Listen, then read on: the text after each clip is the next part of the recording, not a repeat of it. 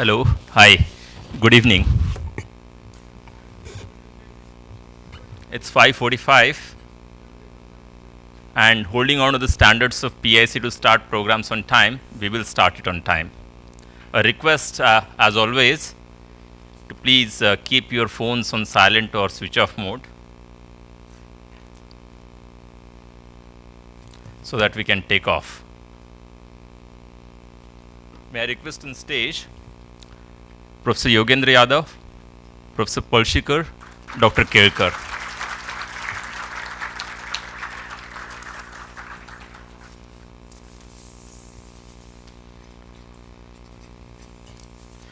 Before I introduce the dignitaries on the dais, may I take a moment to just talk briefly about Pune International Center. While many of you are aware and are member of the center, for the benefit of those who are new to PIC, Pune International Center is a think tank that was established in September 2011. We have more than 400 individual members, and they come from different walks of lives. The scientists, economists, agriculturists, journalists, former civil servants, academicians, businessmen, and other professionals. Professor Yadav, we take great pride in mentioning that we have 50 plus academic institutions as our members, and they include the IITs, the IIMs, the ICERs, and in Pune, the Symbiosis, the Gokhale Institute, the Pune University, and many other institutions. And they make great contributions to PIC's public policy research related work.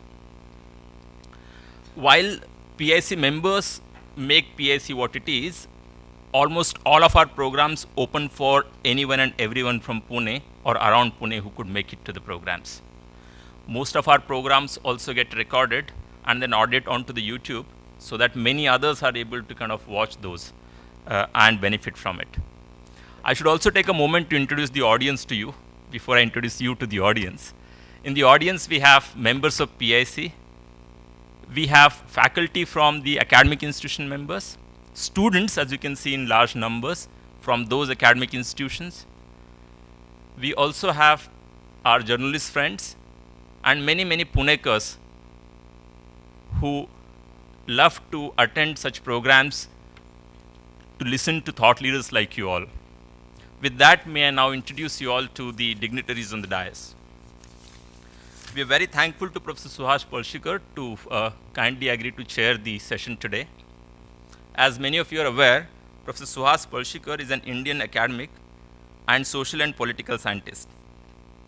He is director of Lokniti, and as many of you are already aware, for last 27 odd years, he was professor in Savitribai Phule Pune University on politics and public administration. Before that, for another 12 years, he taught at SP College that some of you would know of. Professor Palshikar's specialization in the areas of political process in India, politics of Maharashtra, and political sociology of democracy. Many of us have read Professor Palshikar in the newspapers and heard him in the lectures.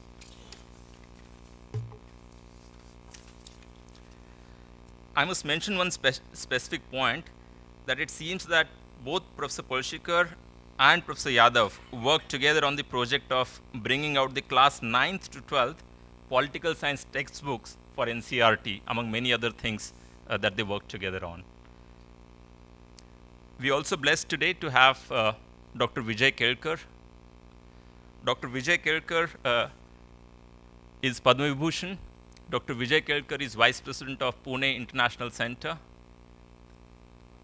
While I'm instructed not to, but if I was allowed, I would mention that Dr. Kelkar was also former Finance Secretary, former Chairman of Finance Commission in the rank of Union Cabinet Minister, former Economic Advisor, Secretary to Economic Advisory Council to PM, Director at IMF, another dozen things that I'll save.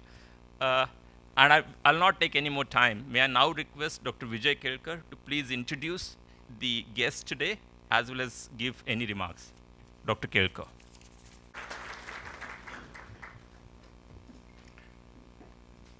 Shri Yogendra Yadav, our distinguished guest this evening, Professor Suhas Parshikar, the chairman of this today's function, the trustees of the PIC, the distinguished guests, students, and friends.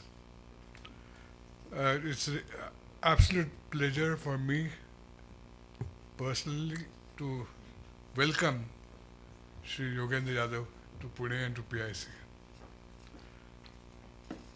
Yogendra Yadav is like a comet in India's political scene. He is currently the president of Swaraj India and also member of Swaraj Abhiyan and the Andolan, Kisan Andolan. In fact, we just had a few minutes with him and he was mentioning the work currently is engaged on looking at the whole distress of our farming community. He was also a senior fellow at the Center of the Study of Developing Societies since 2004. He did his master's from JNU and MPhil from Punjab University, and he also taught at Punjab University before joining the CSDS. As many of us know, he has been a leading psephologist and has been involved in designing and coordinating the studies of national elections and perhaps the most comprehensive academic surveys of Indian electorate of almost 20 years of Indian elections. Currently, he is also a member of Governing Council of Indian Council of Social Research and also the member of a governing body of Indian Institute of Advanced Studies in Simla. And close home, he is also an honorary fellow of our own, the Institute of Political Economy, Indian Institute of Political Economy, which you know was founded by Professor Dandekar. I met Professor Yadav in a very interesting conference almost 10 years ago, and it was organized by Indira Gandhi Memorial Foundation. It was for 2 days and it was discussing our Indian contemporary problems. And that was the first time I met him and first time I heard him, and he absolutely captivated not only the entire audience but even bureaucrat like me by his absolute transparency, sincerity, and a deep knowledge of what's really politically important. So it's really complete joy and pleasure to welcome you. And now I'll request Professor Parshikar to take over.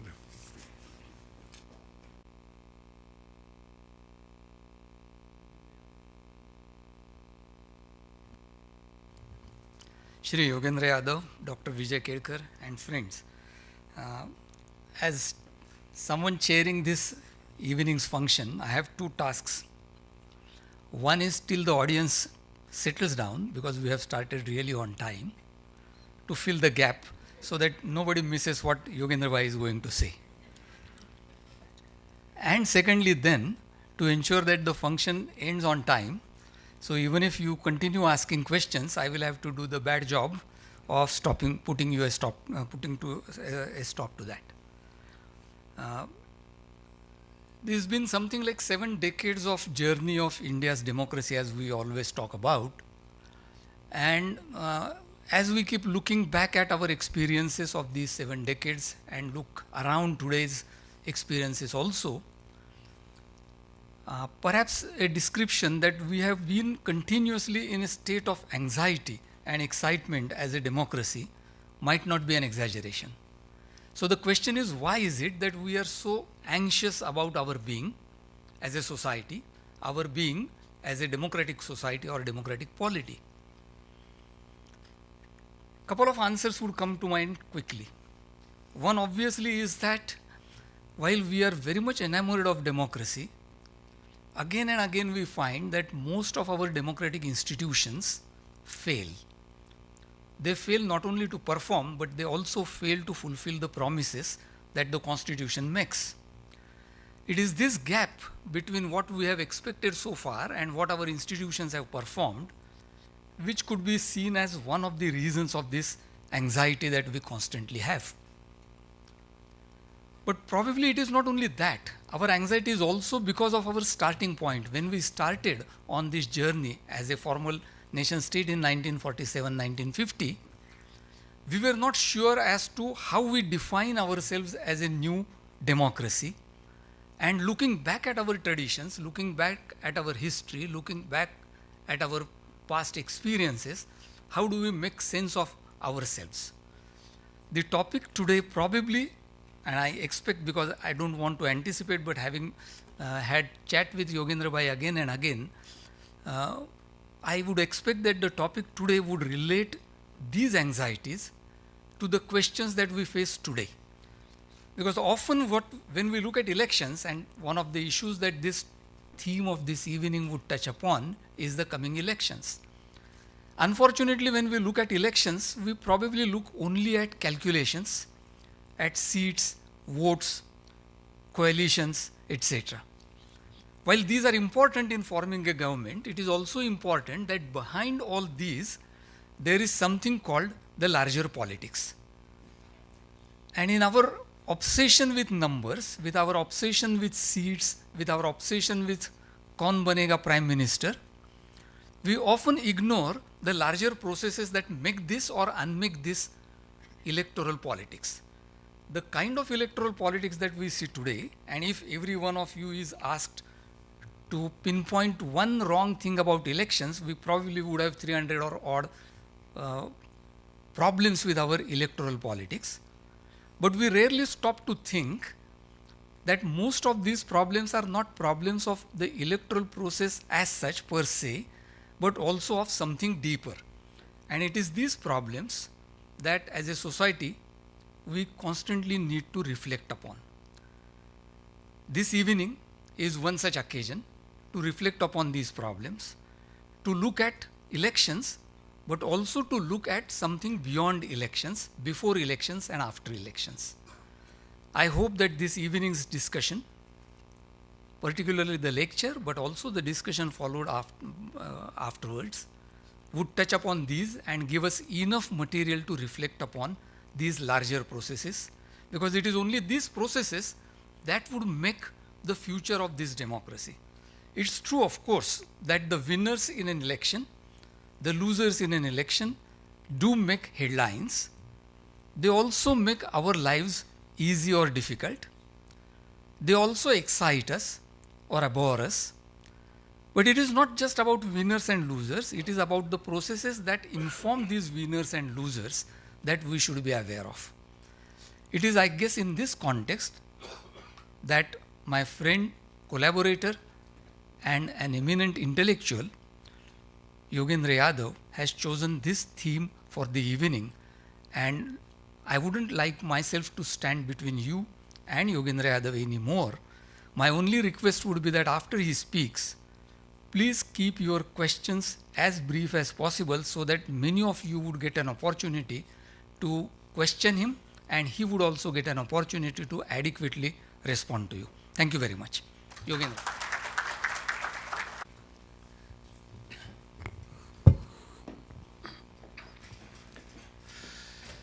Thank you, Dr. Kelkar, for that very kind and generous introduction. Thank you, Suhas Bhai, for setting the stage, for introducing the subject.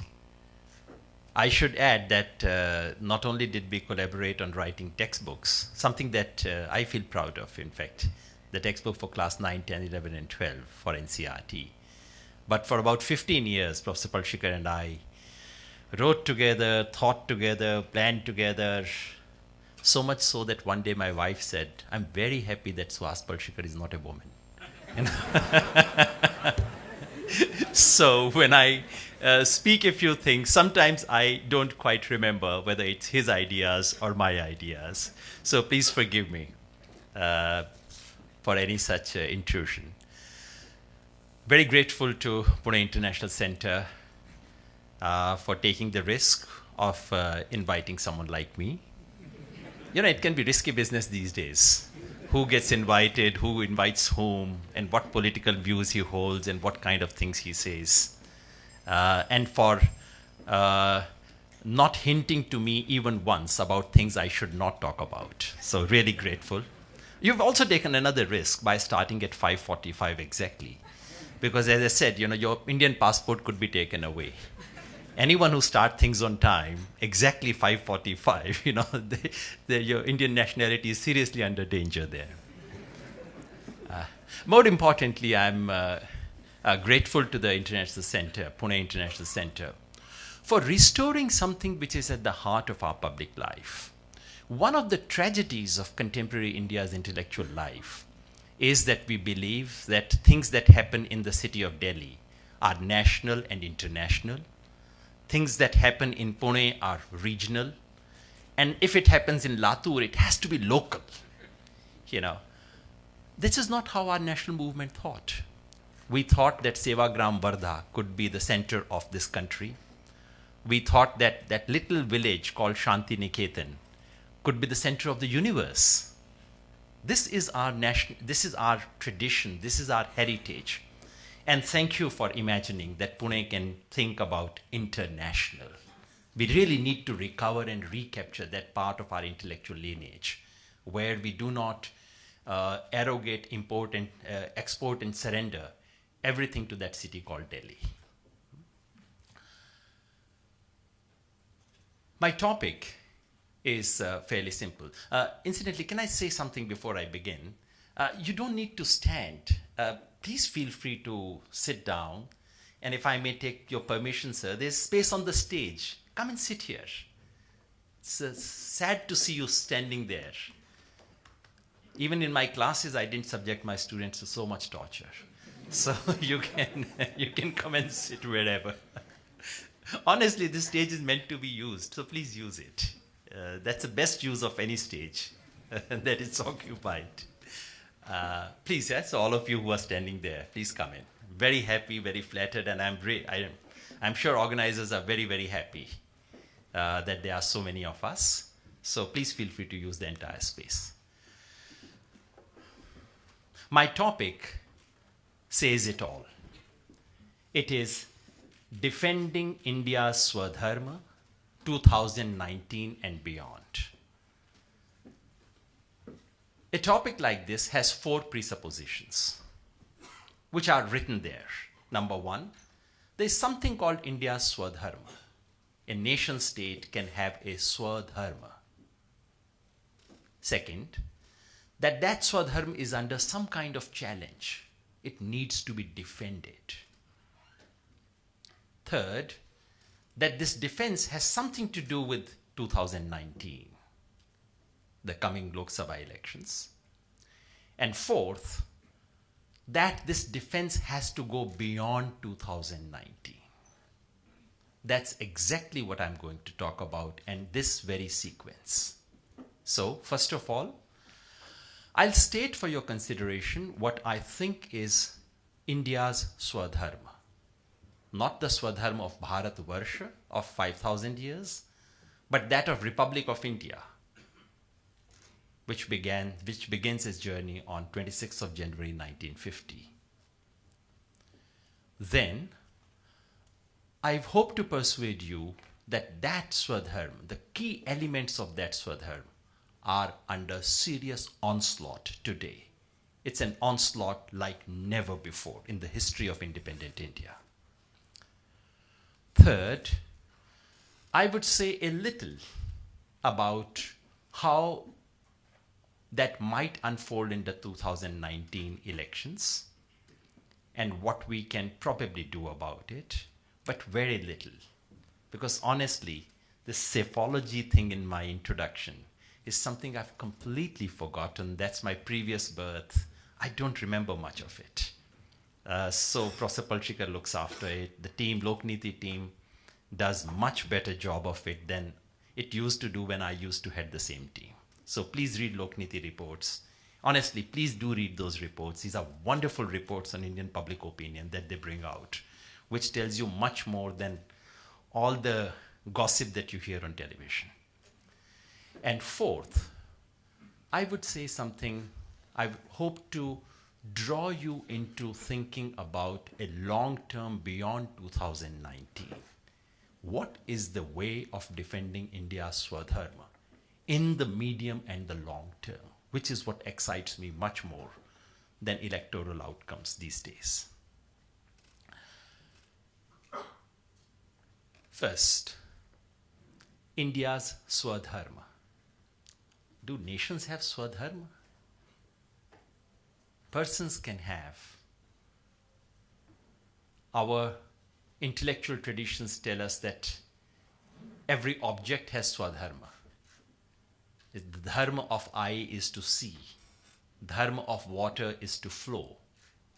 What is the dharma of India? A modern nation state. And what is Swadharma? Do we really need to think hard about things like Swadharma? Can we import such categories to make sense of modern nation states? I believe we can. I believe we must. I believe we have done injustice to thinking about contemporary India by not invoking deep categories of this kind. Swadharma is not simply a cultural heritage. Our cultural heritage has a lot, some positives, some negatives. Swadharma is not simply what is written in the Constitution. Constitution is critical. It's a key document, a document that needs to be read more carefully than it normally is. But you cannot read Swadharma straight from the Constitution. Swadharma is not only what people believe in. People believe in some nice things. They can be persuaded to do a lot of stupid, silly things collectively. Swadharma is an element, one of the many elements in our contemporary existence, which captures the distinctiveness, but not every distinctiveness is Swadharma. There's a lot of dirt in our cities, which is very distinctive, but that's probably not our Swadharma. Swadharma is that element which is distinctive and which shows us path for the future. In medicine, they use a word called active principle for any, thank you, for any medicinal plant, for any particular medicine. They think they have something called active principle. I don't understand much medicine or science, so please tell me later if I'm completely wrong. But I like that analogy, which is, it is that one element among the many ingredients in anything which accounts for its therapeutic effect. So Swadharma is something of that kind. It is that one element or combination of those elements in our present which account for vitality, for future, which provides us a vision as a collectivity to move forward. I would propose 3 such things. And please remember, I'm not speaking of Swadharma of the last 5,000 years. I'm concerned about the India that you and I live in, whose passport we carry around. First, the 3 elements that I wish to talk about, I used to offer a more simple description earlier by saying it is democracy, diversity, and development. The more I think about it, the more I'm convinced that it's not this. On each of these, we have given a distinctively Indian spin. And it is a different kind, a different element for which we need to find names. And I leave it to theorists like Professor Palshikar to find better names for what I'm talking about. Our democracy is not a simple liberal democracy. I think the elements of our Swadharma in democracy are, there is an element of popular acceptance, rule which serves the people, and rule which is bound by popular maryada, lok laj. These are more critical elements in our democratic imagination than the ones we may have inherited from liberal democratic tradition. One of the things which is completely missing in our democratic imagination is procedural morality. We just don't care. Somehow it just simply hasn't taken roots. So, the edifice of democracy. Now, just to be absolutely clear, it is not that we Indians invented democracy. No, we did not. What we Indians did was that we democratized the idea of democracy. Before India took to democracy, it was unthinkable in the world that a large country with mostly very poor people, mostly illiterate at that time, could take to such fancy things like democracy. No one in the world believed it one bit. India convinced the whole world that democracy could be practiced in conditions of deep disadvantage and lack of formal education. So that's first element, democracy understood in a very Indian way. Second, diversity. But again, diversity is not the best description. Unlike so much of Western political theory these days, we are not about celebrating our difference. I think Indian diversity is about a quiet acceptance of radically different ways of being. It is about a willingness to expand the notion of self. Instead of saying, I am this, you are this, we celebrate our difference. I think historically, and even in our contemporary history, this willingness to expand the boundaries of the self is what characterizes our diversity. It's more of it's co-living rather than simply a celebration of diversity. I should underline the fact that before India, such deep diversities have never existed in any nation state.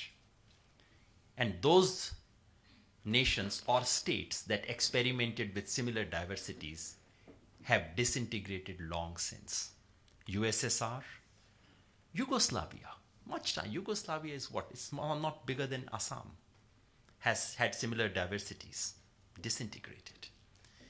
India in contemporary times is the only exception which accommodated such deep diversities within the frame of a political nation state.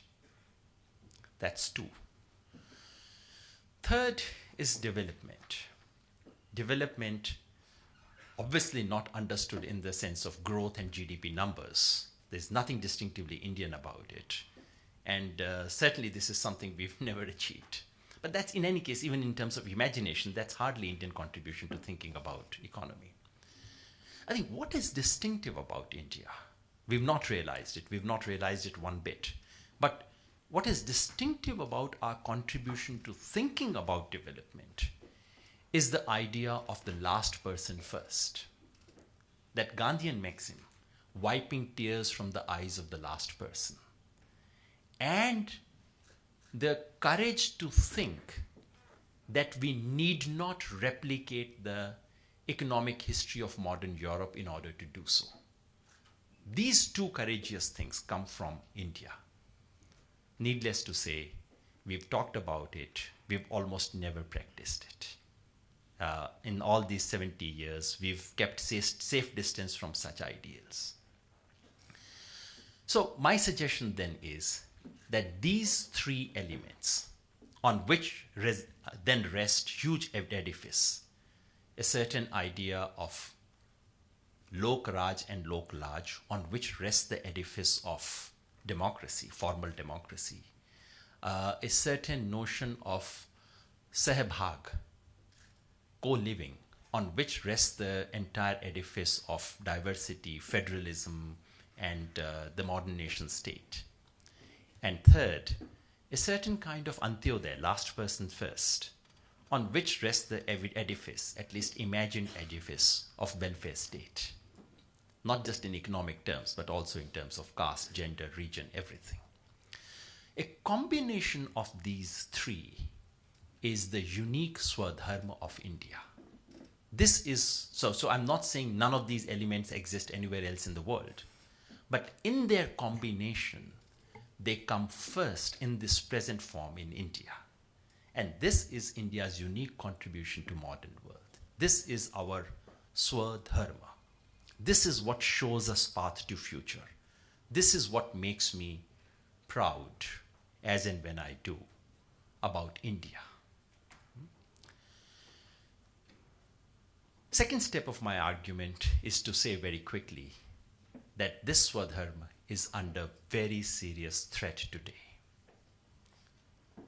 I would not hesitate and say the kind of onslaught that this Swadharma faces today is unprecedented in the history of post-independence India. It is not that any of these elements were not challenged before. I've myself said that the idea of development of last person first has been violated every single day. So there is a gradient, and every year we find ourselves one step lower than before. So this has been happening. But we do hit a qualitatively new low when the Prime Minister of India gets up and says, what's wrong in being seen with industrialists? Now, I'm sure there's nothing wrong. I'm sure I'm in this room right now in the company of some industrialists. But that's not what he's saying. He's saying more than what he's saying. He's bringing a new kind of political vocabulary to this country, which this country had never witnessed before. You know, that a more Ayn Rand way of thinking about economy, about justice, about how societies should live. What's wrong in being rich? What's wrong in living with rich? Others were doing it secretly. I'm doing it publicly. So we are going down in that gradient. It's just that in the last few years, we've taken one significant step lower.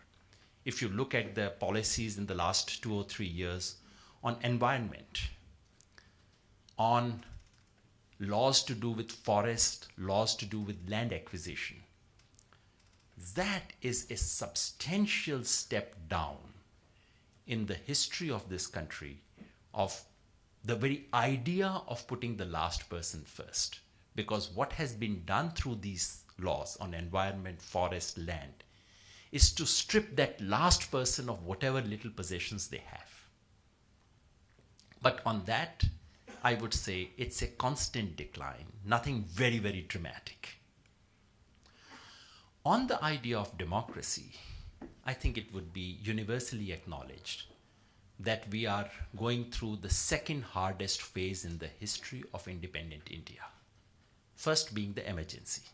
The emergency was an open, announced, formal onslaught on democracy.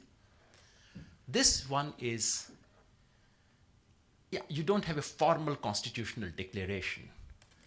But when I speak to my friends in the media, every one of them, once the mic is off and the camera is switched off, oh my God, Yogin, I can't tell you how we live these days.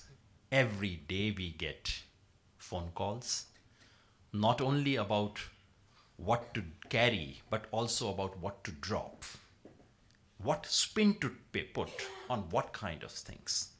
You know, I'm not saying this is worse than emergency, but please remember, in emergency, everyone knew that they were reading censored newspapers.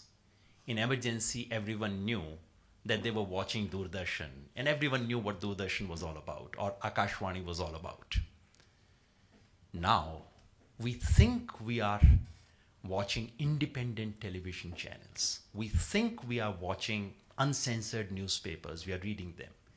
And what we are getting is not qualitatively different.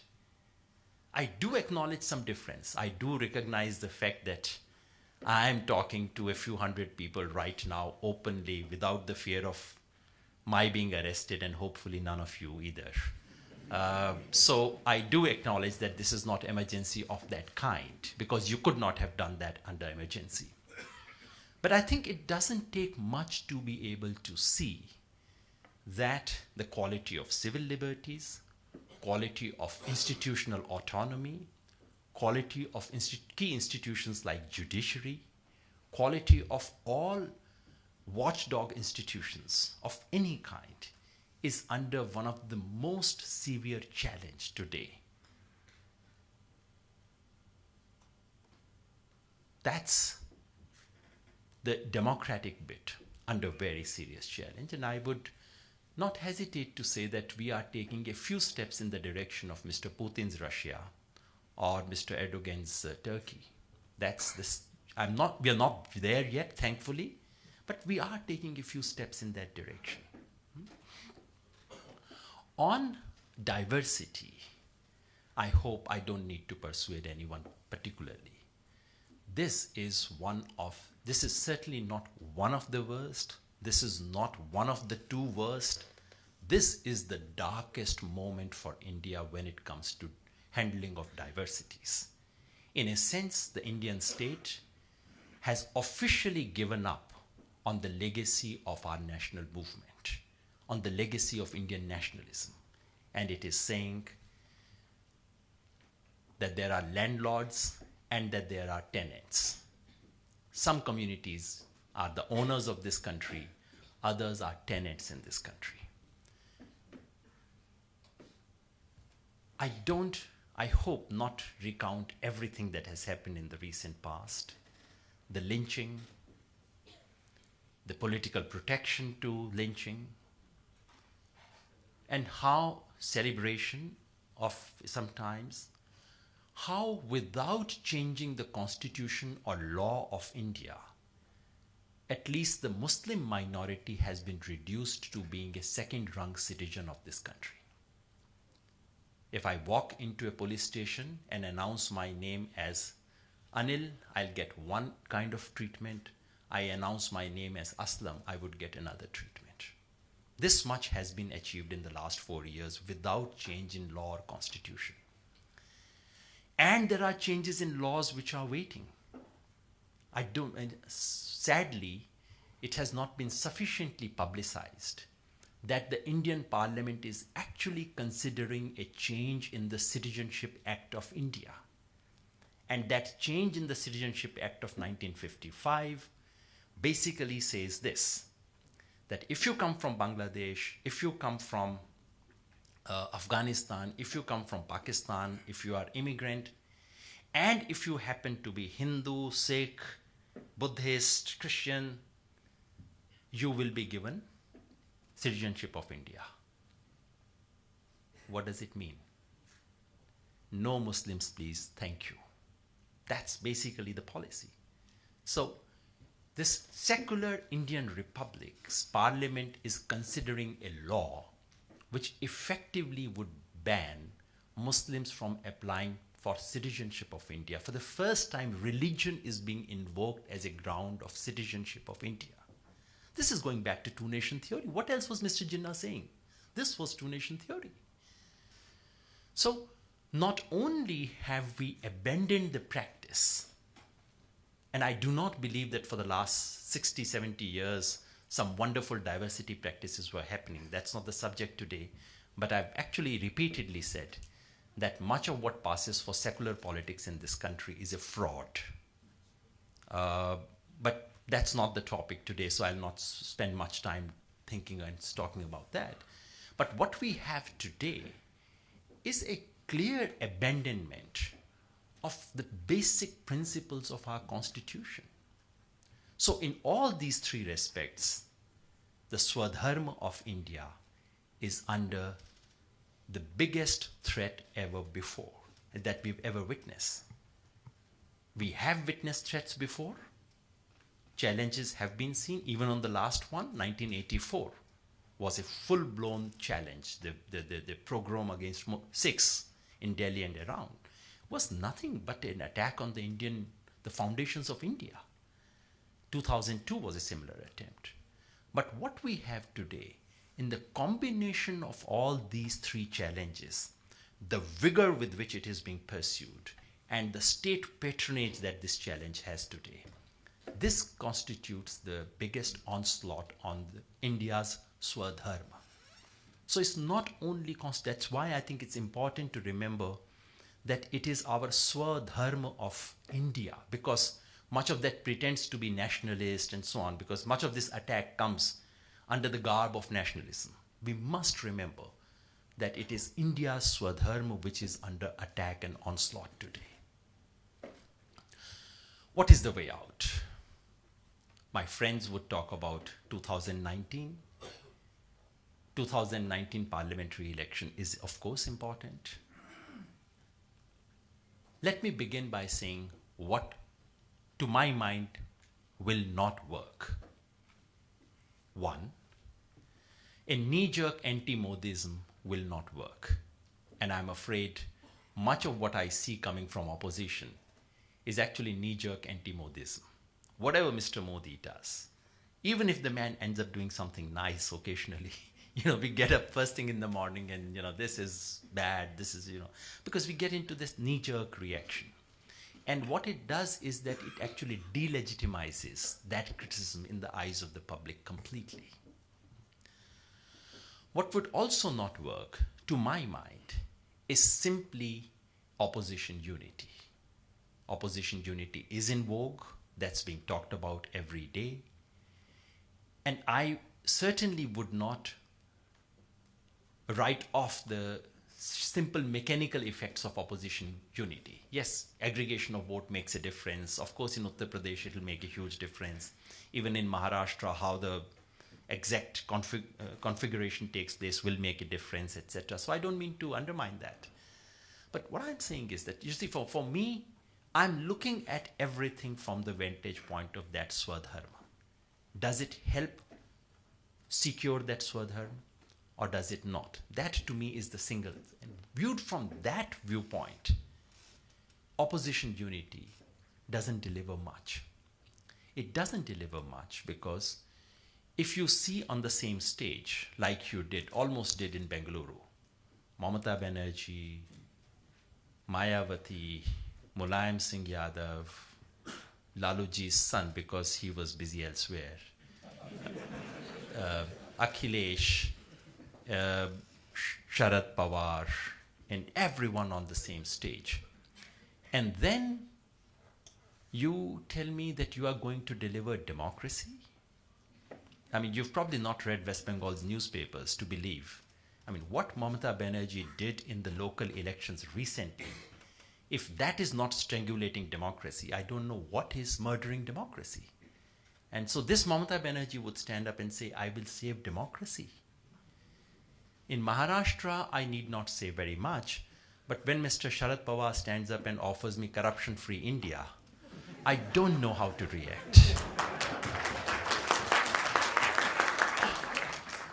When Mulayam Singh's party stands up and says they would defend secularism, I know what Mr. Azam Khan has been saying. I do read Hindi newspapers. So, if minorityism is secularism, then of course we should expect that from them. But if you take the idea of secular India a bit seriously, then you begin to wonder what kind of secularism you would get under Mr. Azam Khan's party, or Mr. Owaisi's party for that matter. Yeah? And I would not be surprised, although this morning Professor Palshikar told me that the chances are very little, if Shiv Sena were also to join this secular camp. You never know. I mean, they can overnight develop secular convictions. So, yes, opposition unity is important. It makes a difference. But do we need something more than aggregation of votes? We do. Elections increasingly are about selling dreams, selling a vision, even if they turn out to be bad dreams like the 2014 did. When you see this get together on the stage, dream is the last thing that comes to your mind. You know, you can think of various nightmares suddenly come to you. But that's, you know, let's not call them dreams. So 2019, it is critical. Elections are critical. And it is absolutely critical for this onslaught on the foundations of our republic to be stopped. But how do you do that? Is somehow tricking Mr. Modi in 2019 the be-all and end-all of our political strategy? I think hard about it. I am, like so many citizens, traumatized by the thought of this government getting another 5 years, 2 years, 3 years. And I do not know what direction we would move if they get another 2-3 years. As a citizen of this country, this is one of my worst nightmares. At the same time, this alternative that is being proposed to me doesn't look like a real alternative either. So my sense, and that's the only one sentence on psephology that I'm going to speak this evening, is that there is no way, given the current configuration, that the BJP can reach anywhere close to majority on its own. That's out by the sheer logic of numbers, by the sheer logic of what they have done. And after a point, reality does begin to catch with you.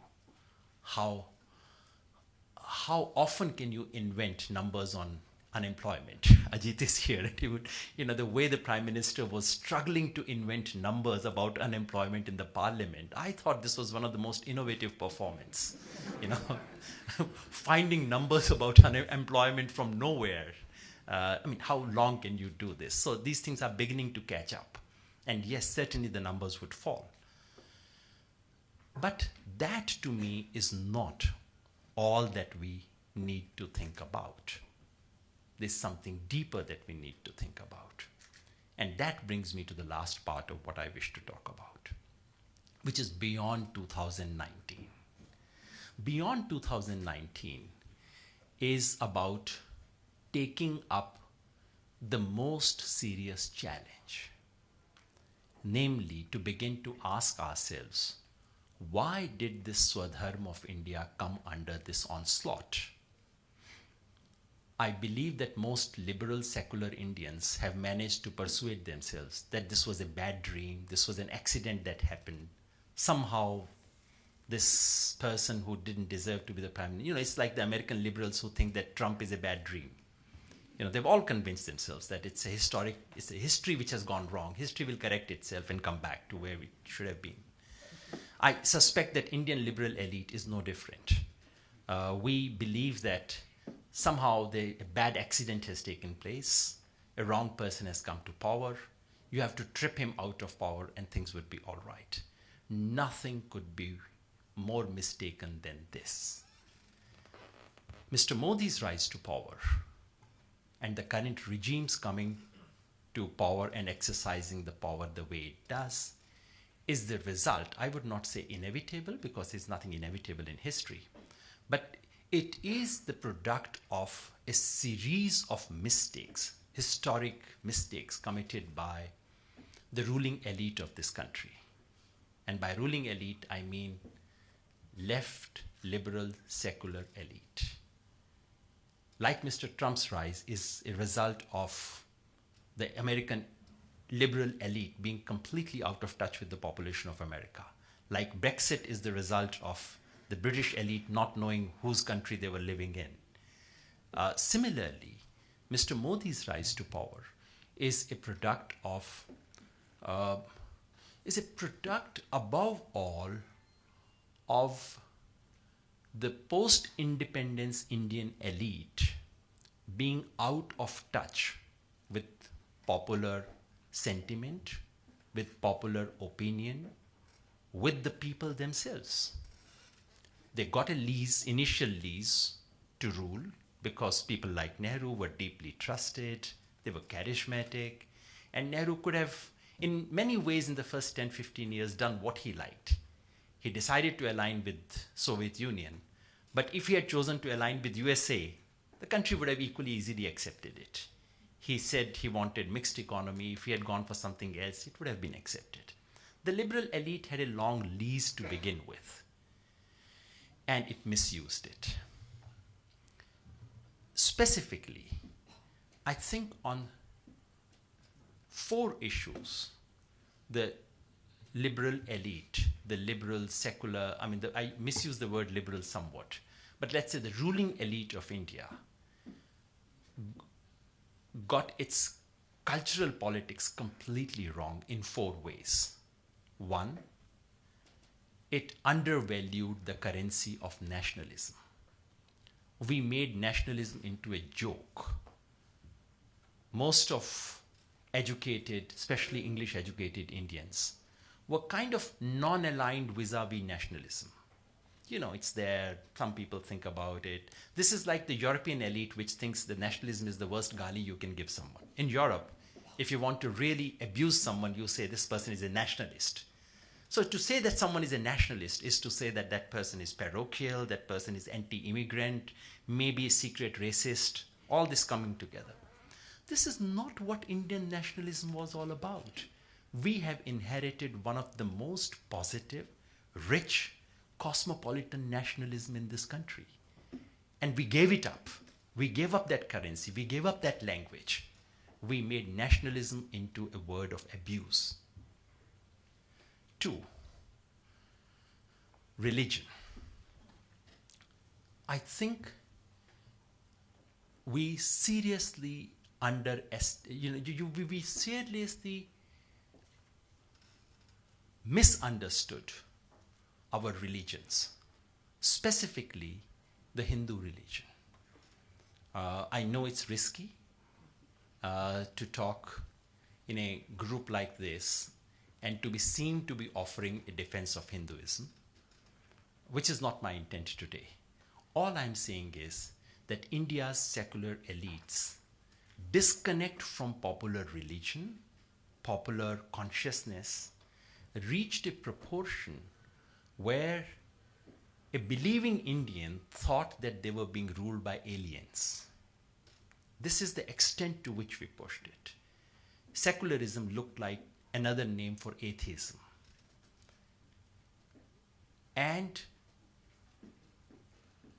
in the name of secularism, secularism was either a name for deracinated intellectual activity cut off from our own people, or politically it became the name for a very instrumental minorityism.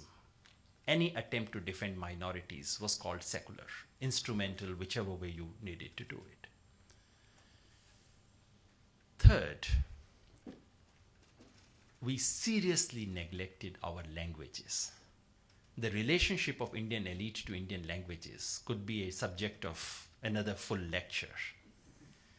I think it's colonial straight away. What we have done to our own languages, our nationalist elite, our freedom struggle.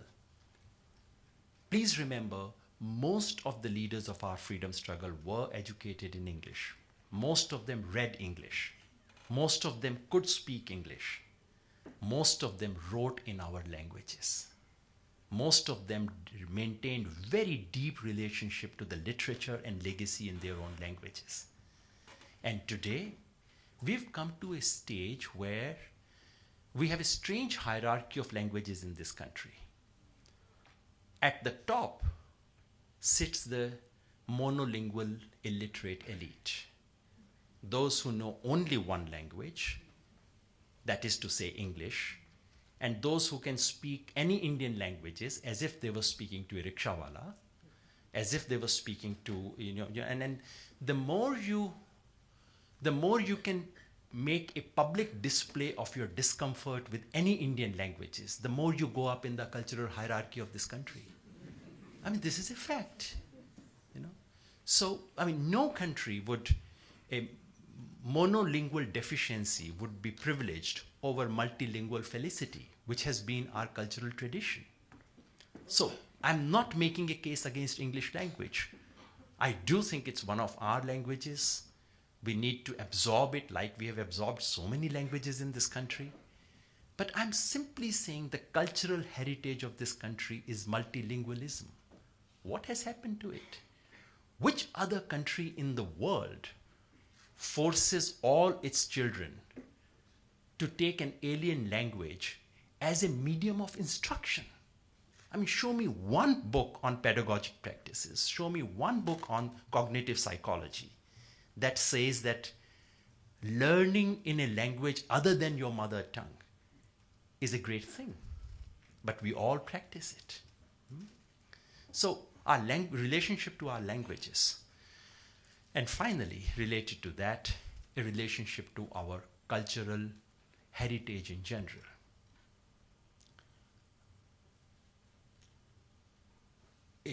An educated European person, that person may go on to become an engineer, a doctor, whatever, would know something of the Greek heritage, would know something of the Roman heritage. I mean, all this heritage is somewhat artificially implanted by you. I mean, Europe has kind of invented a history for itself and has started claiming to be inheritors of something which doesn't quite belong to them. But they know about it. How many educated Indians would be able to say something meaningful about a Ramayana, about a Mahabharata? I know these are very risky things that I'm talking about today. But not just Ramayana, Mahabharata, about Guru Granth Sahib, about Sharia, about anything. I mean, we have made cultural illiteracy into a virtue.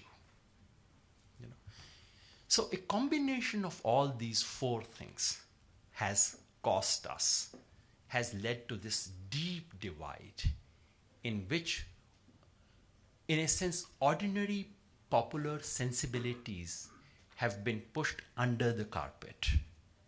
And 2014, I mean, first 1992, demolition of Babri Masjid, and from then to 2014, has been a series of eruptions when this has come out. And the only way, to my mind, the way if we seriously want to respond to this challenge to our Swadharma, it is not by somehow tripping Mr. Modi. No one would be more happy than me to see him tripped, because in many ways he has really come to symbolize all that is dangerous for this country today. But it would be foolish to think that somehow his being tripped in one election is going to save the Swadharma of India. We are facing a very, very deep crisis. The very idea of India is under challenge. It can be uprooted. It can be dismantled. We are that close to it. One more Putin-like figure, 5 years of Putinism, and this India that I take pride in could be dismantled in front of our eyes. And those of us who are serious about it must respond to this deep cultural challenge. To my mind, there are two big challenges waiting to be undertaken. One is of recreating, reinventing that vision of India. This Swadharma of India needs to be owned, needs to be filled, needs to be embodied. We need a new vision. That new vision can be brought under the concept of Swaraj. Swaraj, I know, is a concept that we all associate with our freedom struggle, and which in a one-dimensional way meant India being freed of the British. But the 21st century notion of Swaraj is a much deeper and richer concept, a concept which could be India's most significant contribution to political thought. And that Swaraj is, in a sense, the distillation of all the 20th century political ideologies that resided in India. And I mean not just nationalism, not just Gandhi, but also Marxism, also Ambedkar Phule, also feminism, also environmentalism. All these, I mean, so in a sense, if you synthesize all this, what you get is a renewed version of the concept of Swaraj. Today is not the time to elaborate on that, but that's the new vision which helps us take a positive turn. But we don't just need visions. we also need political energy. And that's what I'm looking for. So my moving away from psephology for good is about searching that political energy. When I travel, when I see some of you sitting on the ground taking notes, I don't know what kind. But it gives me hope. It gives me hope that there is some energy. Today, we just don't need vision. We need a new political force, sadly, in this country, which has witnessed one of the highest human activity. Indian freedom struggle was one of the finest achievements of humankind.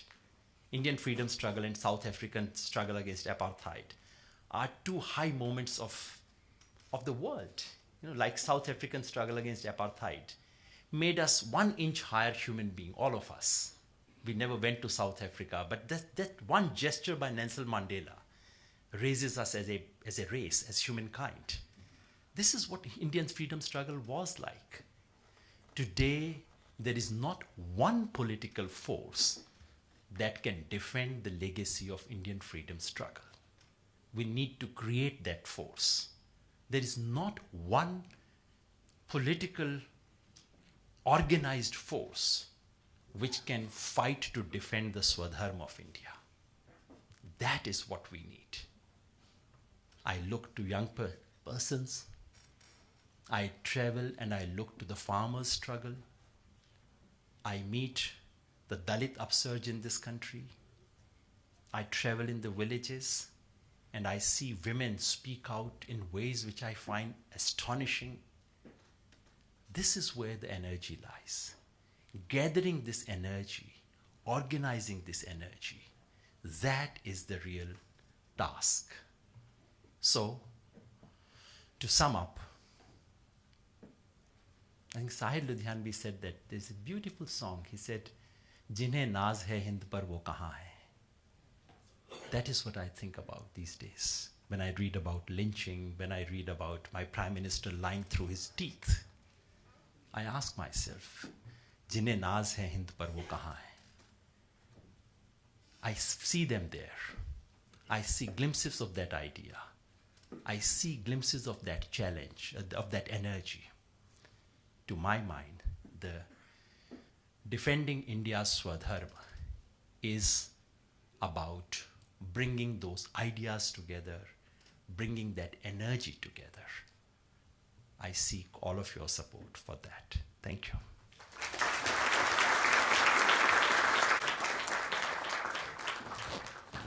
Thank you so much, Professor Yadav. With permission of the chair, we'll start the question answer session. Tejas, my colleague, would come with the mic, and the chairperson would direct the mic. And I'm reiterating the chairperson's request that please ask a brief question so that more people benefit from interaction.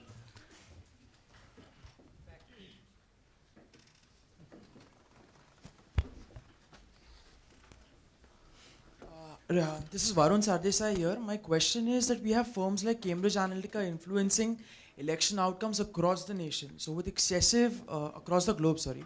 So with excessive use of data analytics and everything, do you feel that the ethos of democracy has been challenged and the entire electoral process?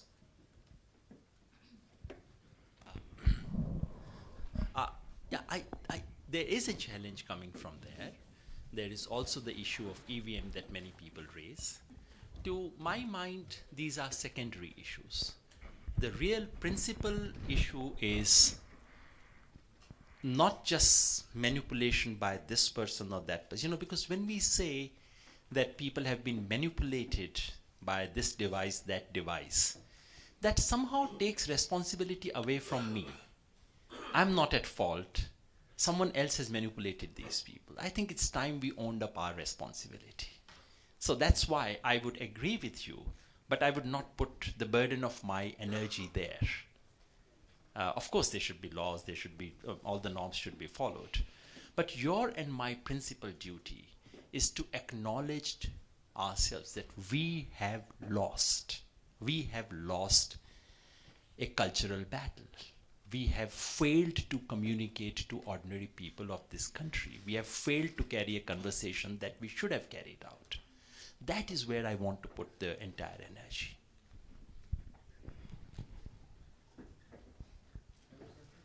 So I am Dhirendra from Jodhpur, Rajasthan, and जो आपने अभी बात की और उससे मैं काफ़ी relate कर पाया.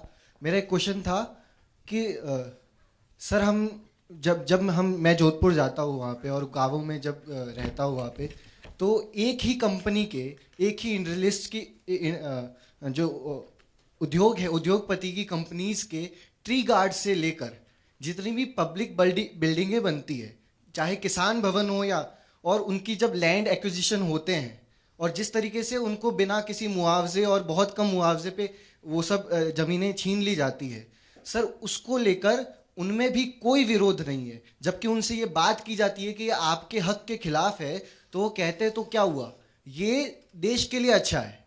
जो आप नेशनलिज्म तक जो आए थे सर, मेरा मानना है कि वो नेशनलिज्म कहीं ना कहीं उल्टा कर दिया गया है पब्लिक की तरफ, कि जो कुछ होगा वो देश के लिए अच्छा होगा, भले ही आपका हाथ काटने को कह दिया जाएगा. दो बात. एक तो इतना हमें ज़रूर ईमानदारी से मानना चाहिए कि ये सब जो है क्रोनिज्म इस तरह का, ये पिछले 4 साल में शुरू नहीं हुआ. इससे पहले होता था, खूब जम के होता था. हाँ, इस 4 साल में थोड़ा ज़्यादा बेशर्मी से हुआ है ना.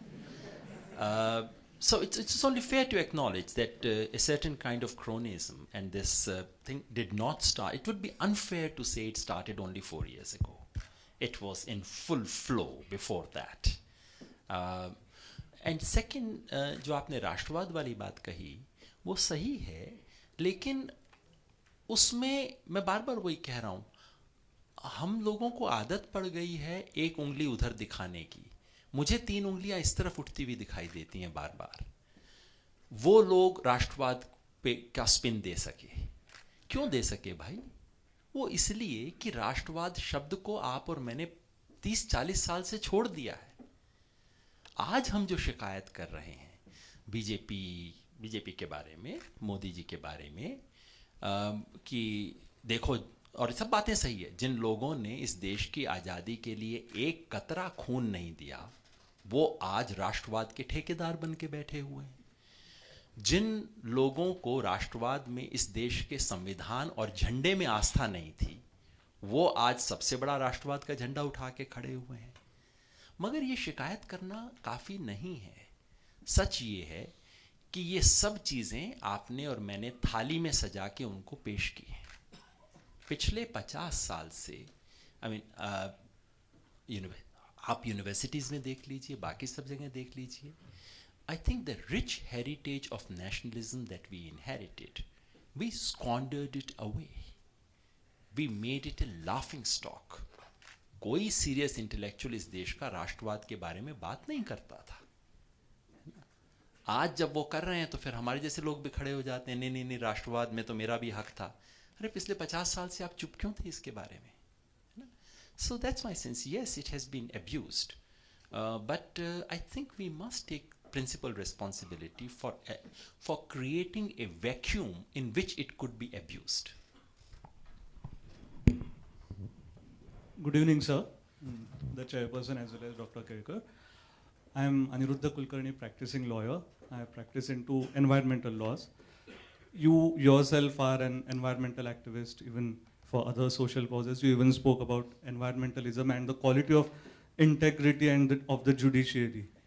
Since January, February this year, National Green Tribunal has come to a standstill. Total standstill. Only the principal bench is working. Major and serious and grave issues are pending at the regional benches. They are not being heard. Do you think it is something systematic it has been done that the tribunal shouldn't perform and the major environmental issues should just remain there, because once environment is degraded you can't restore? It achieves its finality. It's very difficult to go back. So is it something systematic which is being done? I wouldn't know of how systematic it is. I do suspect that the tribunal was waiting for a chairperson and it was waiting for a chairperson so that the person the government had in mind could retire and could be safely entrusted, so that the NGT will remain in safe hands. That's what it was like, so it seems. And why do you need to keep the NGT in safe hands? You need to do that because I think for the first time, serious environmental reflections and laws began in India with Indira Gandhi, for all her faults. This is one credit that must be given to her. Serious environmental laws, rules, concerns begin with Indira Gandhi. So since those days, say early 80s, till today, and that's about what, almost 40 years, never has there been a rollback of environmental rules, laws, regulation, and flagrant violation of those like in the last 4 years. Unfortunately, these things are not published on the front pages. We don't all get to know about it. But the dilution of all environmental safety laws, serious dilution of Forest Act, an almost successful attempt to amend the Land Acquisitions Act, which incidentally did not succeed in Delhi but has been brought from the back door in about 7 or 8 states already. So anyone writing the history of environment in India, public policy on environment, would remember these 4 years as years of rollback. There were flaws earlier too, but there were flaws of not implementing those rules properly. Now we have a phase when this is being rolled back seriously. I do not see an anti-environmental conspiracy there. I see simply a flat-footed, one-dimensional view of growth and basically a conflation of nation building with road building.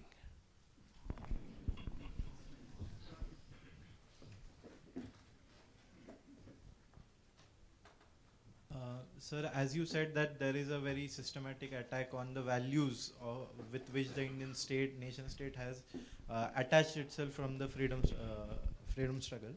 So is this a reflection that because the Indian nation state failed to deliver on the welfare state, on the commons of the welfare state, that disillusionment is out of that we did not get the share of the commons? That's a very fair point. I think you, especially on the issue of a welfare state, the promise of development, of wiping tears from everyone's eyes, it has been such a complete failure that for you to then persuade that last person to have faith in this edifice of democracy, for someone who's received almost nothing from it. So yes, that also creates a possibility, that creates a vacuum. And in general, not just the economic part of it, the governance failure of our democracy, something Professor Palshika has written about in his book, the recent book, Indian Democracy is the title, where he basically argues that the failure at the level of governance is something that deeply erodes the foundations of democracy. You cannot simply say democracy is a great virtue, we all love it, it doesn't deliver anything to you, doesn't matter, but we all must love it. No, after a point people stop loving it. And they simply start loving someone who comes and says, Bhaiyo, and starts making all these promises and looks to be a strong person. I mean, there is a real, genuine attraction in democracies like ours for leaders who look like strong and decisive. And that is because of what you have pointed out. Absolutely. Sir, my name is Paresh Mehta, and I have been told by many people that electronic voting machines can be tempered. So will the election be fair if these machines can be tempered? Thank you. I think the entire debate on EVM is a mistaken debate. It is mistaken because it's argued at a wrong plane. Unfortunately, the entire debate is about, can EVMs be tempered or not? The simple answer is, of course, yes. Any electronic gadget in this world can be tampered with. The real question should have been, in real life, given the conditions in which they are being used, how likely are they to be tempered, or how likely is it that they indeed were tempered in a real life situation? That is what we should have been debating. Unfortunately, those who want to defend EVMs come up with this ridiculous reasoning that this machine can never be tampered with. I mean, this is ridiculous. Of course it can be. The only question is, under what would it take for you to tamper with EVM? And how likely that is to happen? That is what we should be debating. And if that was to be the case, my own sense, I know that doesn't make me popular, and honestly, I've not been able to persuade even Prashant Bhushan so far. So there must be something very wrong with my reasoning. But I'm not persuaded that any major election so far has been seriously tampered with by using EVM, including election results which left me aghast, like the UP election result of February 2017. It left me aghast. But for me then to turn around and say something must be wrong with EVMs, I don't agree with that reasoning. And in any case, the solution has arrived. The Supreme Court mandated VVPAT machines are coming. That is a clear solution. So rather than waste national debating time, although we waste our national debating time on so many frivolous things that it could be better than that. But I mean, I really would not wish to have more debates on EVMs because VVPAT machines have come. And the only one change that I have suggested is that once you have VVPAT machines, the counting is to begin. Before you begin counting, just pick a 1% and 2% random sample. Say out of 250, just pick 5 machines randomly. Count and match them physically. The slips which come out of VVPAT, the slips with the electronic count. Only if it matches that you then proceed with counting. That would be the solution. Let's not think of going back to ballot paper and things of that kind, because that's getting into deeper problem in order to solve a smaller problem. My name is Rajat Singh Yadav. I am doing Masters in Economics from Gokhale Institute of Politics and Economics. I want your insights on women labor force participation in the economy. Is it supply side problem or demand side problem? On the women labor force participation in the economy. Are you sure you've asked this question to me and not to Professor Kelkar? I think he's the right person to answer. Can I hand over the mic to you, sir? Please. I mean, who am I to comment on these? No, this is a very important question he has raised. No, because people are really struggling to find the answer to this, because it's quite counterintuitive that compared to other countries of same stage of development, there's much higher level of female participation in labor force. In India, in fact, it's exactly the other way around.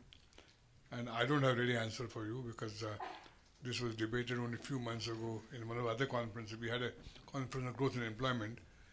And there are different alternative hypotheses were given. So it's much more research required to be done and to really give any clear answer. But this is a very, very important issue, development issue. And it can make a difference to our growth prospects. One of the tragedies of being in public life is that people think that you can hold forth on any subject under the sun. And people actually do hold forth on anything under the sun. So in a sense, a good thing about public life would be if people would learn to say, I don't know. I'm Bhakti Nikumba. I'm from Maharashtra, so namaskar sir. अगर हम 2019 की बात करें तो एक party ऐसी है जो इनडायरेक्टली इमरजेंसी ला रही है और एक पार्टी ऐसी है जिसने इमरजेंसी ला चुकी है. So as a voter we are in dilemma. So what you want to practice in practical life to defend Swadharma means what are practical steps for it? You are surely not asking me to talk about my party. I would like to. I've so far resisted. I have so far resisted the temptation of using this as a platform to advertise my party. But, she's given me an opportunity, so don't blame me now. No, on a more serious note, I think you are absolutely right. The dilemma is precisely this. I mean, not only because Congress happened to be the party which was responsible for emergency, but truly the party has never regretted it. And some of the deep dynamics, with some of the deep anti-democratic strains continue in the party even today. And if dynasty is a clear indication of things which are not so democratic, then Congress continues to be that. So that is our deep dilemma. And in terms of practical things, I really think sometimes things that do not look short term are the most practical things. To my mind, really, honestly, the most practical thing to do is to create a political alternative. This country deserves it. Wouldn't it be a tragedy if this country has to choose between Mr. Modi and Mr. Rahul Gandhi? Don't we deserve better? A country that had Mahatma Gandhi and Nehru, Patel and Azad, even Indira Gandhi and Vajpayee, so in a sense, this is, to my mind, the most practical, immediate task, to try and build an alternative. And I would be happy to discuss how to go about doing it after the lecture is over.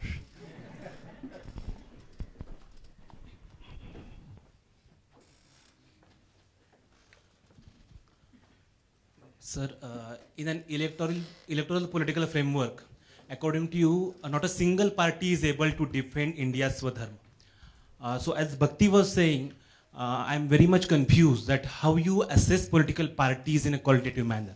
If at all you don't see any qualitative difference between BJP and Congress, and you are asking us for political alternative, so I'm not getting that how we are going to how do we locate ourselves in the context of 2019? Do you at all see any qualitative difference between BJP and Congress? I did not mean to say I see no difference between the two. I have said very clearly that the prospect of Mr. Modi coming to power again is so dangerous for this country, because we are looking at the possibility, but we have traveled a few steps towards Putin's Russia in democracy term. We have taken a few steps towards Israel when it comes to diversity and how it is to be treated, and on condition of the last person, I think we've traveled a bit towards the American ideology. So yes, these are dangerous things, and certainly the prospect of this regime getting another few years to dismantle the idea of India is not something I look forward to. The reason I pointed out the limitations of the opposition was not to say therefore they are equal, makes no difference. No, that's not my position. But I did want to alert us to the fact that we should not harbor an illusion that they would come and be active defenders of the Swadharma of India. The bigger challenge would remain the day after Mr. Modi is defeated. He ought to be defeated. He ought to sit out. But please remember what happened in 1977, and do remember what happened in 1980. I mean, we must have at least this much historic memory to think about, and therefore to begin to plan, begin to think ahead. That's all I'm saying. I'm certainly not saying that Mr. Modi's victory or defeat makes no difference. He deserves to lose. The country must ensure that he loses. But in this room, if I were to limit myself to saying this, it would be a cheap political lecture, which I don't want to give.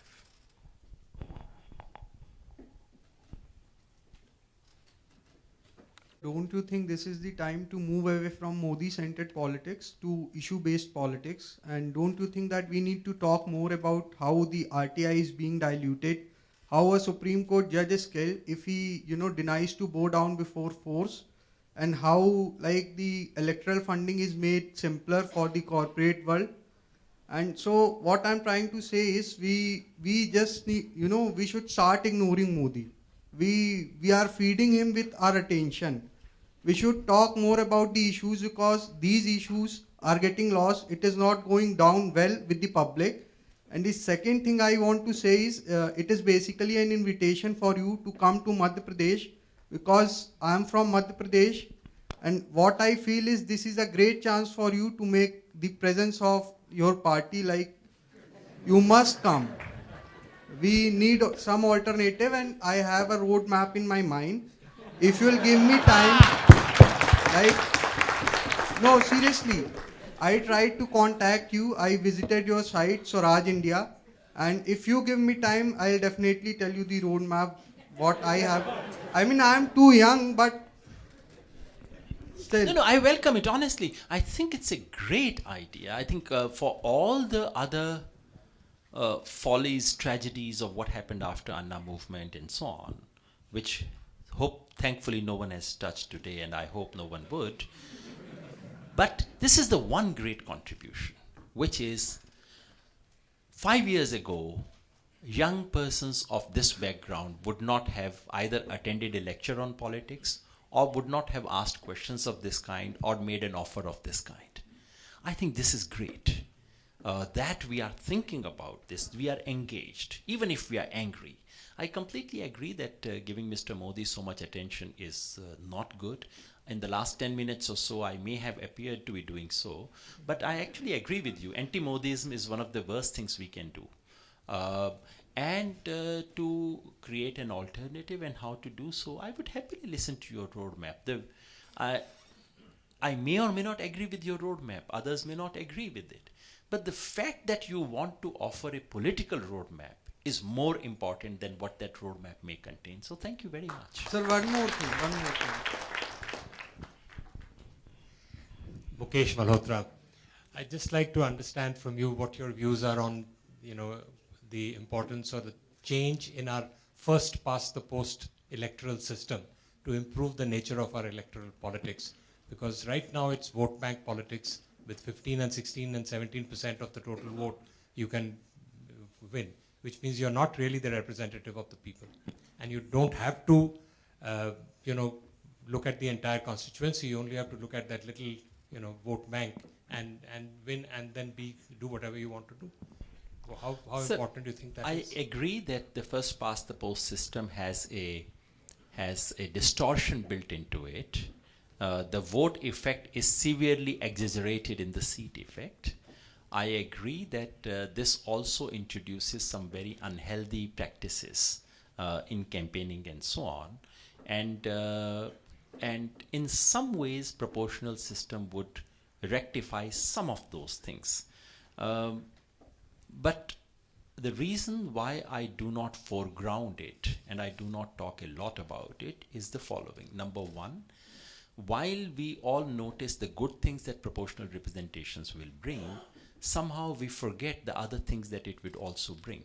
Namely, you would never see anything other than a coalition government ever if proportional system comes into existence. Secondly, while one kind of vote bank politics may stop, another kind of vote bank politics can start, namely an Akhil Bharatiya Yadav Mahasabha. And they are 7%, I'm told. Every Yadav comes and whispers in my ears, we are no less than 12% in this country, etc. So these practices are currently not encouraged in the country because at the ground level, you have to create a coalition of communities. Yeah.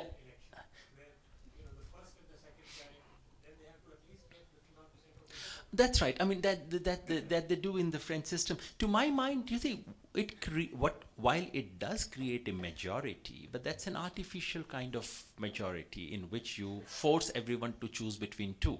So obviously one of them will get majority. The reason why I do not put so much emphasis on this is that I think the agenda of, I know there was a time for almost 20 years that this used to be the top item of electoral reforms in India, from Justice Tarkunde Committee report to Dinesh Goswami in 1991. Today, I would want to put, for me, this is, if at all, this would be number 7, 8 in my list of priorities for electoral reforms. Number 1 would be money, reforms to do with money in politics. The sheer obscene inequality of resources. Level playing ground could be the most cruel joke when you look at elections. So can we, instead of getting into these very sophisticated questions, I mean, I keep saying, can the Election Commission of India please look at the elephant in the room? Money. My friend referred to that law about, I mean, this is the most non-transparent thing to happen. This is the great leap backwards in Indian electoral reform, this election bond thing. It's the worst thing that could have happened. So, inequality of resources and unequal access to information. So media and money, for me, these are the two most critical items on electoral reforms. And sadly, and this I say about Election Commission, that for the last 20 years, in so much of obsession and thinking and talk, I mean, electoral reform is the talk of the town. Everyone loves to talk about electoral reforms. No one wants to talk about the two big things that need to be done in the Election Commission. So it's a pursuit of trivia. Every time Election Commission comes up with some trivial thing, which the whole nation debates, the latest being one nation, one poll. I mean, it's not trivial, it's actually dangerous and deadly. But, and so instead of confronting the most obvious thing that needs to be done, Election Commission sends thousands of observers to observe expenditure. Not one candidate has ever been questioned, qualified, disqualified on that ground, ever. So what do you do with this 1,000? I mean, why not dispense with that? Paisa to bachega kam se kam.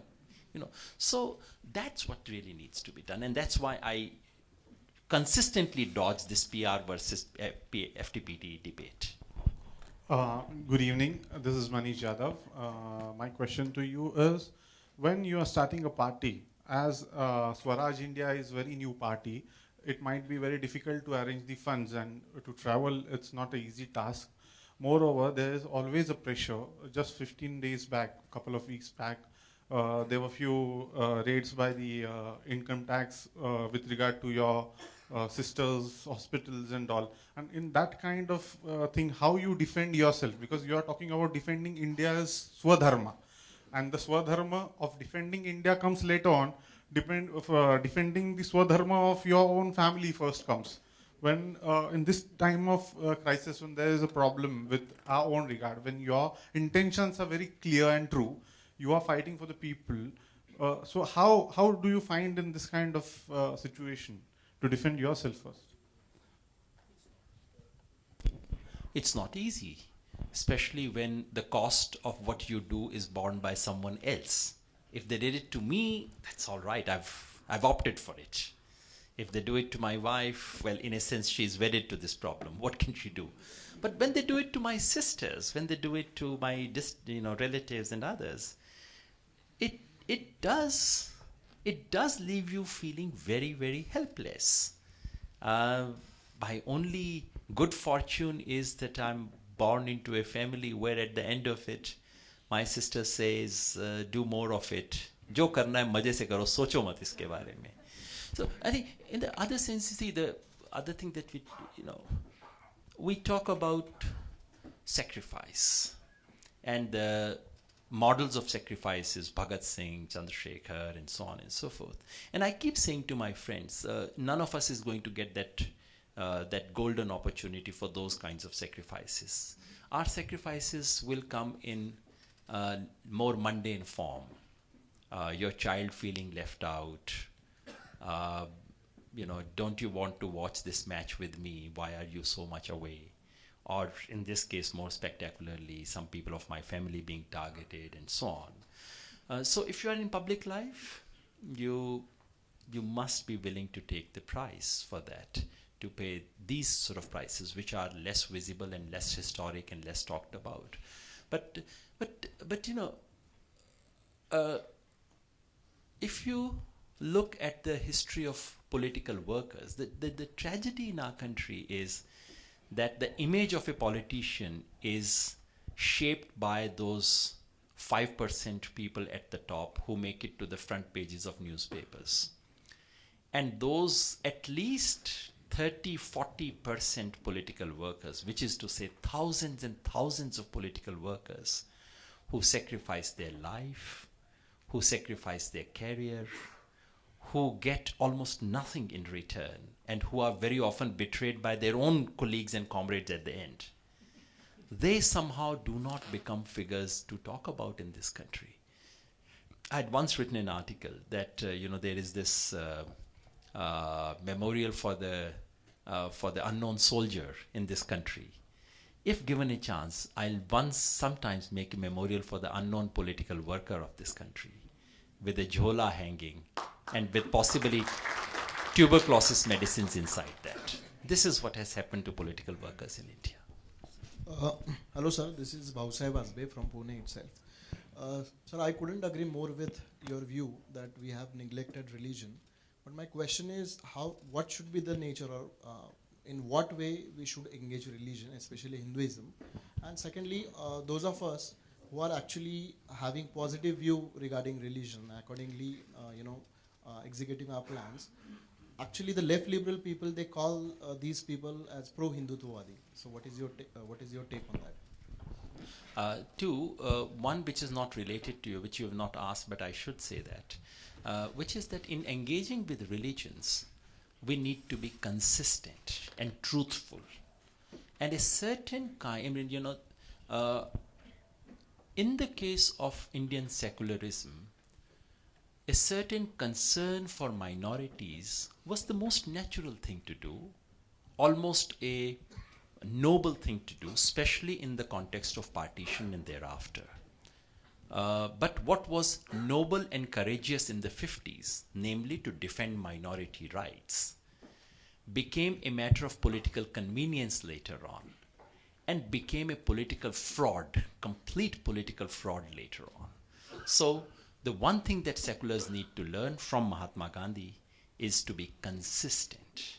Please remember, Mahatma Gandhi lost one of his best political comrades, Ali brothers, because Mahatma Gandhi actually blamed Muslims in the case of one riots in Kohat in what is now Pakistan.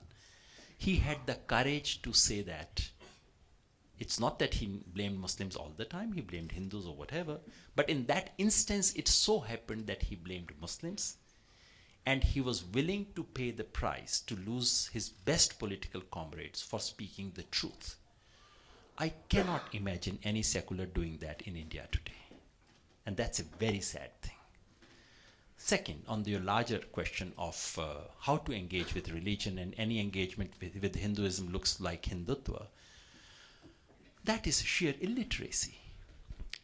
If relating to every religion in the world brings a lot of nonsense, a lot of superstition, with some very deep wisdom.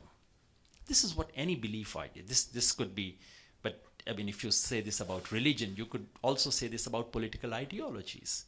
Marxism could be used to defend Pol Pot and Stalin, and it could be the most liberating vision in the world. The same holds for religions. We need to be able to separate. And unfortunately, while we have learned to see something positive in Islam, which is its egalitarianism, while we see something deeply ennobling about Sikhism, while there is a Christian theology, liberation theology based on Christianity, why have we not been able to do the same to Hinduism? It offers, like any other belief system, offers some wonderful insights, resources, conceptual and political resources, while containing some of the worst things in the world. We need to separate that. Do we refuse to drink the water of a river simply because there is some kooda there? We clean it, don't we? That's what we should do to any religion. Hello, sir. I'm Muskan, currently pursuing my graduation in political science honors. So back then we had a debate that nationalism versus patriotism in India. So what you want me to call you, a patriot or a nationalist? It's a good question. In Hindi, it actually sounds even more beautiful. Rashtra Bhakta ya Desh Premi. Desh Prem versus Rashtravad.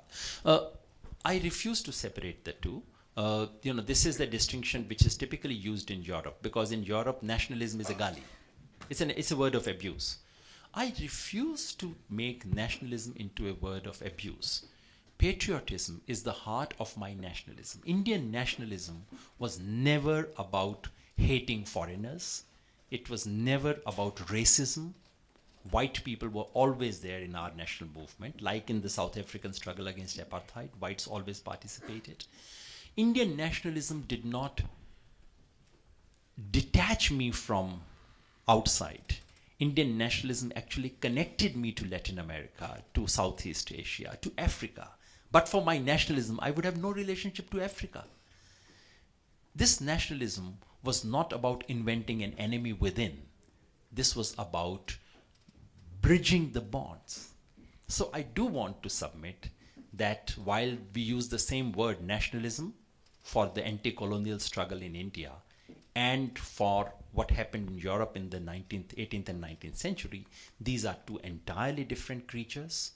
We happen to be inheritors of something very deeply positive, and therefore I would not get into distinctions of nationalism versus patriotism, which would then mean let's forget about nationalism, let's simply call ourselves patriots. I do want to call myself nationalist without any apology, without any guilt, because I do take pride in Indian nationalism. Good evening, sir. Myself, Vaibhav. Sir, you characterized Swadharma with popular acceptance and popular morality. But what about the popular origin?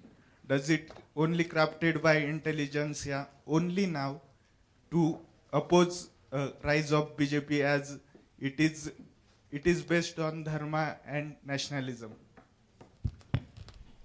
Number one, for me, Swadharma is not only about things that are popular. Sometimes some things can be very unpopular for a certain phase of history and still remain Swadharma, because individuals and societies do deviate from their dharma. We have something called adharma. No. So individuals fall from their dharma, societies fall from their dharma. If anyone says the spate of lynching that is taking place in this country, even if it has 95% approval in this country, if does not, but even if it were to have 95% approval, I would call it adharma. This cannot be dharma simply because it has popular approval. On BJP, using dharma and nationalism, I wish to submit, just as a factual statement, BJP as a party has nothing to do with Indian nationalism of any kind. They do not understand dharma. If anything, they represent vidharma. Vidharma is not adharma. Adharma is that I accept something as dharma and I refuse to practice it. That's hypocrisy.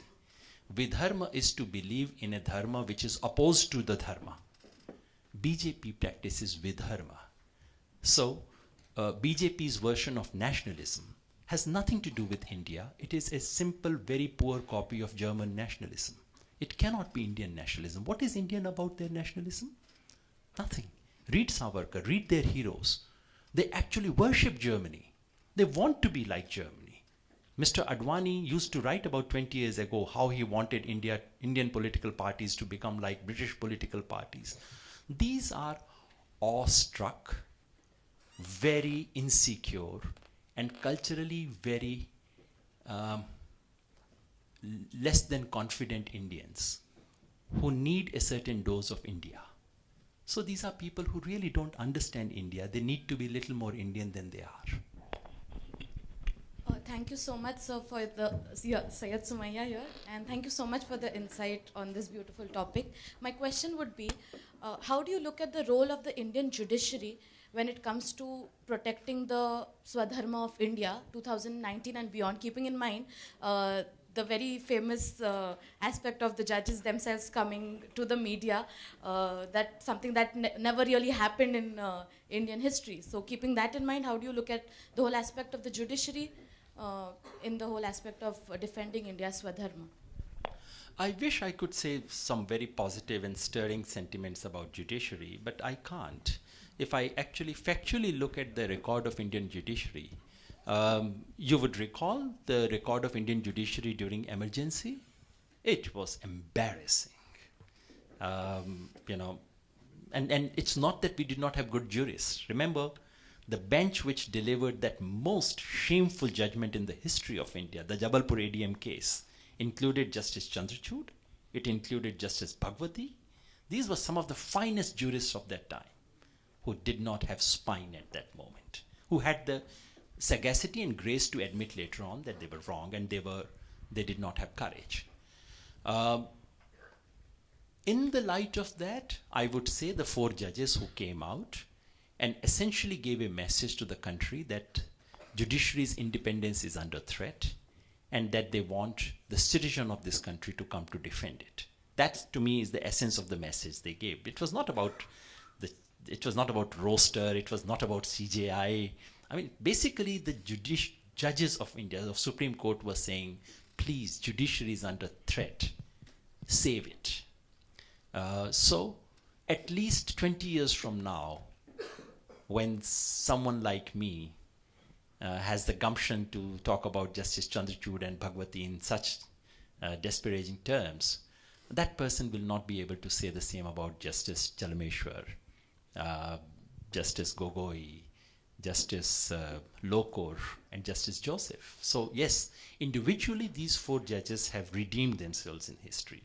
And they would be able to say, indeed, one of them said, we don't want 20 years later to be remembered for not having spoken out. So yes, they have. But if you look at the overall record of judiciary, what's been happening in the Supreme Court? You know, I mean, ever heard of a CJI who would be a judge in his own case? You know, I mean, these are elementary things about law. You don't judge your own case. You know, ever heard of instances of corruption being talked so openly?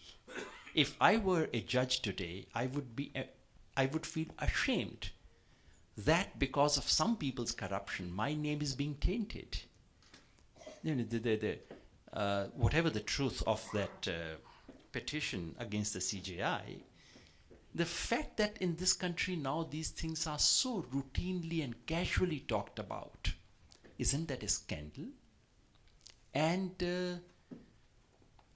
today, many people talk about the Ayodhya judgment that the Supreme Court is likely to give. Isn't it a shame that we even think about these things? So all in all, I wish I was able to say better things about judiciary as an institution. There are exceptional, outstanding, there are outstanding exceptions to this. Occasionally, even recently, judges have, on some issues, they have stood up. But you do not judge the courage of a judiciary by how lofty poetry they write on an unrelated sidey issue. You judge them whether they have the courage to look into the eyes of the most important people of that time. And like Justice Sinha in 1974, just look into their eyes and say, you are wrong. This is illegal. Sorry. I don't see that. Judge Loya's trial is a shameful episode, and I say that without prejudging the case. I do not know what happened to Justice Loya, but I do know that my Supreme Court should not have done what they did. You know? So I wish I could say better things. Good evening, sir. I'd like to thank the chairperson for giving me the opportunity to speak. My name is Omkar.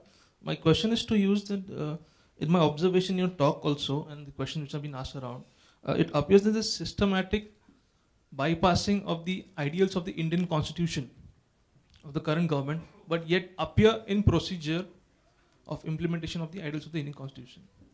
Now, examples over here are the renaming of the Indian policies, like Nirmal Bharat Abhiyan to Swachh Bharat Abhiyan. Then other can be running the states through the governors, that is the presidential rule. Third is the appointment of the judges, direct challenge to the collegium of judges. And the fourth would be the appointment of the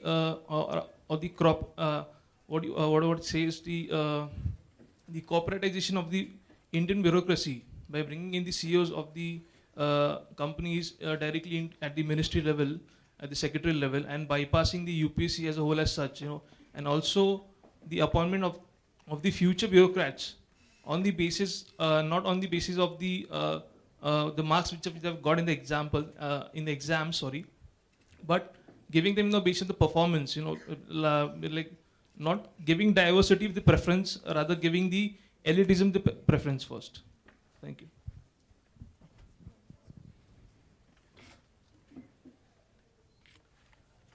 Mentioned, except the last one. I personally do think that lateral entry into bureaucracy was not such a bad idea. People who happen to pass an exam at the age of 21, 22, and then can rest secure till the age of 60 that they would reach the top without any further checks, etc., was a very bad idea. So Indian higher bureaucracy is run in ways which are very poorly accountable.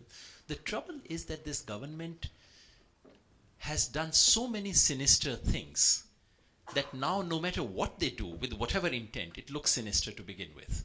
That's the whole problem. But otherwise, bringing in people from outside in principle, is not a very bad idea. Okay, thanks.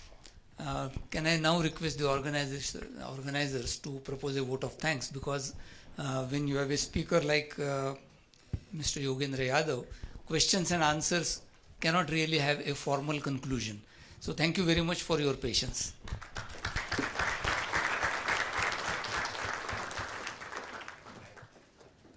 Thank you so much. I think it will not take more than a minute on behalf of all of you.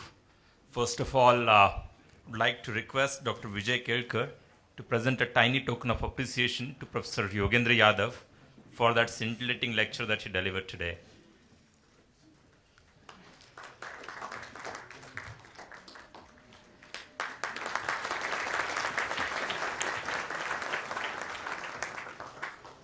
I think we must give another huge round of applause to Professor Yadav for coming all the way to Pune.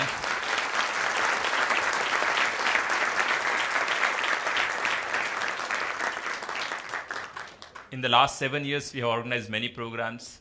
Each one of them have been very, very special for different reasons. It's also very special today. Actually, I was looking for pins to drop them because that was the pin drop silence. All of them intently listening to it.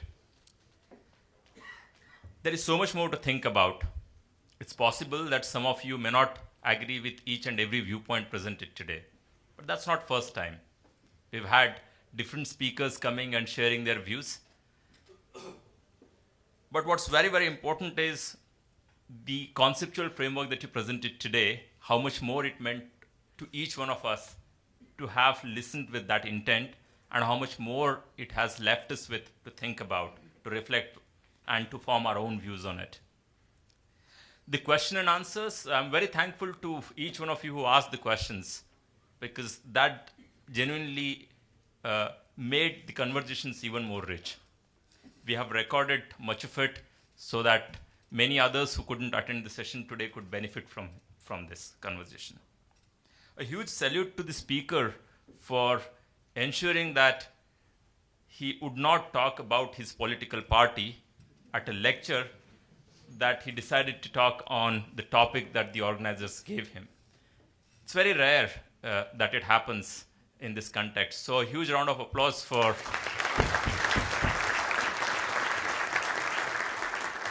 that.